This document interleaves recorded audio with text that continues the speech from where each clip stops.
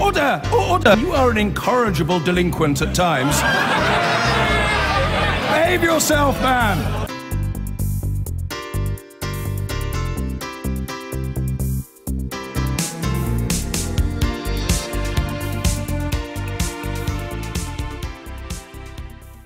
There's a point, some might say, where you should step away from the shovel, stop digging, move on. Ken Livingstone hasn't found that point yet. He confirmed to newspapers today he stood by his comments about Hitler, first made 30 years ago, and called on Labour to reinstate him.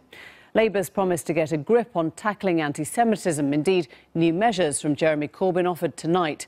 But the questions at the heart of the row perhaps go wider than the problems facing one political party. Some have argued that the cries of anti-Semitism have been aimed at shutting down criticism of Israel. So tonight we ask how far legitimate questions about the nature of the Jewish state can go before it turns into blatant, raw prejudice. We'll talk to guests on both sides in a moment. First, Chris Cook has been examining the issue. He began by talking to the novelist Howard Jacobson.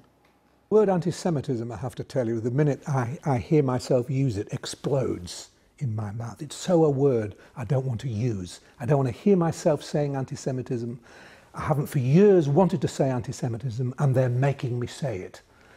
I wish the left didn't make me say it all the time. I accept and understand that the words I used caused upset. It's been a bad week for Labour, suspending one apologetic MP and one unapologetic former mayor of London. Both are being investigated over anti-Semitism. So why have you brought Adolf into it? Now, Labour plans to get onto the front foot on this issue, and the way they're going to do that is by setting up a rule book which will clearly set out what is acceptable criticism of the state of Israel and what is anti-Semitism. Now, most of this is fairly straightforward, but there is an area which is contested. It's around Zionism. It's around the idea of the Jewish state itself. Lots of critics of Israel profess to oppose Zionism, the political movement for a Jewish homeland, although many of them actually seem to oppose specific action by Israeli government. So is Zionism what they're really opposing? This is where all the trouble comes from, it seems to me, and this is why the left won't get rid of all this until it confronts it. Zionism was a liberation movement. It wasn't a movement of oppression. It wasn't a movement of colonialism. I don't know why anybody, given the history of Jews in the last 100 years, would want to be anti-Zionist, allowing for the fact that by Zionism we are talking about the right of Jews to self-determine, the right of Jews to return to their homeland. Lots of questions to be asked here, certainly. Lots of cruelties and brutalities involved in such a dream of liberation. There always is with liberation dreams. This leader of a prominent pro-Palestinian campaign reads the word differently. Israel needs to be judged by the same rules and laws as everyone else, and so does their Zionist practice. So if Zionism means occupying and staying in occupation in Palestine, in the West Bank, Gaza and East Jerusalem forever, then it's wrong. Would you call yourself an anti-Zionist? I would, if that's what it means. There's it's a political ideology with lots of different views about what it means. If it means taking away what the world has said Palestine should have, which is a free state, then I am an anti-Zionist.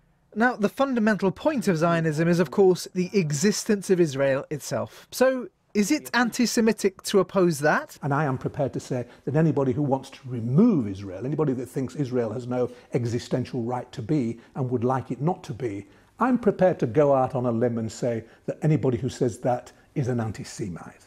Do you think that it's ever legitimate to call for the end of the existence of the state of Israel? I don't, no. The PLO, the Palestinian Liberation Organisation, has accepted its existence. It is calling for a fair and just solution, and that's what we support, and I think that's what the world is supporting. And nobody, I think, believes that there is going to be any future that doesn't include Israel within it. So where are the lines elsewhere? We asked an academic from a pro-Israel organisation. I think legitimate criticism isn't just fine and acceptable, it's necessary. Every nation state needs to be held to account. And I think legitimate criticism of Israel sounds like this. The occupation is wrong. The settlement should come to an end. The attacks upon Hamas in order to stop their rockets are disproportionate. The Israeli Arabs suffer inequalities and we should close the gaps much more quickly. Whether you agree with those statements or not, that's all within the bounds of legitimate criticism. But even these criticisms can tip over into something else. And I think if you use a discourse which is horribly demonizing of Israel, which compares Netanyahu to Hitler, and the Nazi analogy is used, which uses the old tropes and images that used to be applied to the Jew, the stereotypically conceived Jew of the 19th and 20th century. You've wandered into the wrong area. We have it very clear in our rules that we don't tolerate Islamophobia, racism or anti-Semitism. And I personally have had to expel people from the organisation and defend that action and win that action at our AGM. It's part of what we do. We think it's wrong and therefore we don't tolerate it. Jeremy Corbyn's problem is that Labour keeps finding people saying things that even pro-Palestinians will condemn. And so his party finds itself in trouble. Do you think that Jews should or could vote for Labour? Well, I don't know why they would right this minute. I like the idea that we should all be above petty interest, but this is petty personal interest, but this isn't petty personal interest. I don't know why anyone would vote for Labour in the state it's in at the moment. Chris Cook is with me now, and he's announced these new measures, Jeremy Corbyn, tonight. You've also heard from the former General Secretary of the Labour Party on this issue, Chris. Just talk us through both of those. So this evening, the Labour Party's announced it's going to have publish a report which is going to look into how it should deal with these issues, where it should draw the lines. Shami Chakraborty, the former Director of Liberties, the highest profile person who's going to be involved in that process. This has all been accelerated in part by a procession of concern from within the Labour Party itself. The latest is Lord Treisman, who was actually General Secretary of the party before, so he was in charge of the machinery. He was sort of the guy who was in charge of making sure the thing won elections.